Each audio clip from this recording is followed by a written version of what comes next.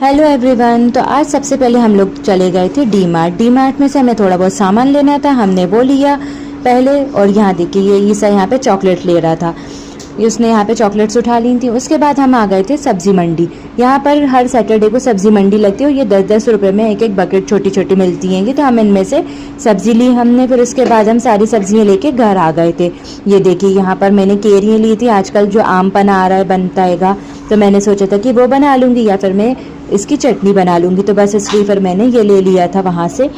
उसके बाद वहाँ पर हम जब गए तो फिर हमने यहाँ पे नींबू भी लिए थे। ये देखिए मैं यहाँ पे एक मस्ती कर रही थी, मैं सोच रही थी कि जो आजकल हम देखते हैं कि वो ऐसे यूँ नींबू फेंकते हैं और अच्छा खूब दिखता है, मैं वैसी कोशिश कर रही थी वीडियो बनाने के, पर मुझसे तो नहीं हो पाया। फिर उसके बाद फिर मैंने नॉर्मली इस तरह ही रख दिया था।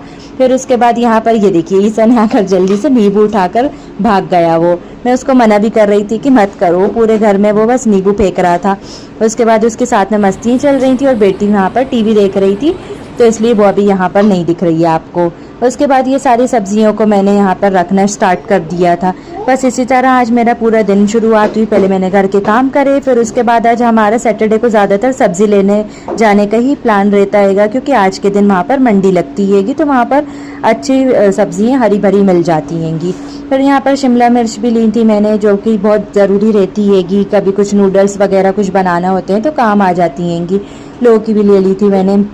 उसके बाद ये देखिए हम यहाँ पर ईसा मिर्चें चूर रहा था, पर मैं उससे मना कर रही थी कि मत करो तुम, मुझे कुछ काम ही नहीं करें। ये देखिए दोनों लौकी लेके वो भाग गया था। इतनी मस्ती माशाल्लाह कर रहा था, इतना परेशान कर रहा था कि मुझसे कुछ काम ही नहीं करने दे रहा था।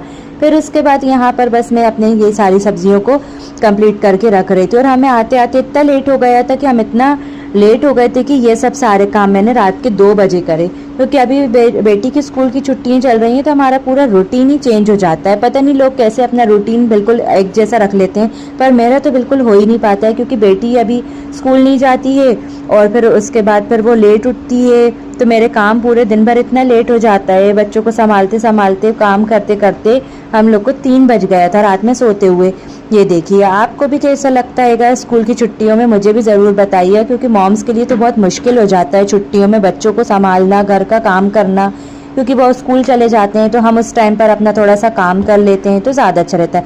यहाँ पर ये फूल गोभी ली थी, तो ये सच में एक फ्लावर जैसी ही लग रही थी, तो मैं बस यही सोच रही थी कि हमारे हस्बैंड तो हमें सिर्फ यही अब दिला सकते हैंगे, क्योंकि वो तो दिन चले ही गए जब हम लोग को फ्लावर्स कोई दे।